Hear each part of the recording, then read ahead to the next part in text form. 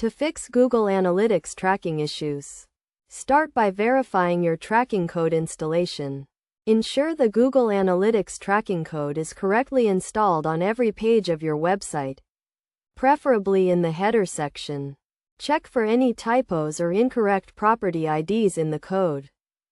Next, inspect the tracking code for any missing or incorrect tracking parameters such as the property ID, cookie domain, or anonymized IP. Compare your tracking code with the one provided in your Google Analytics account to identify any discrepancies.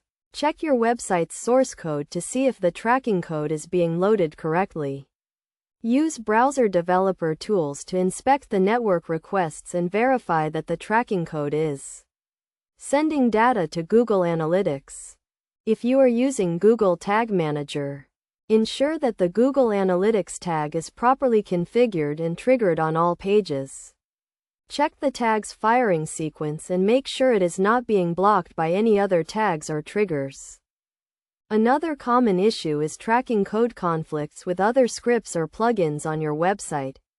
Try disabling other scripts or plugins one by one to identify if any of them are interfering with the Google Analytics tracking code. Test your tracking setup using the Google Analytics debugger or the Tag Assistant extension. These tools can help you identify any tracking issues and provide detailed information about the tracking code's execution.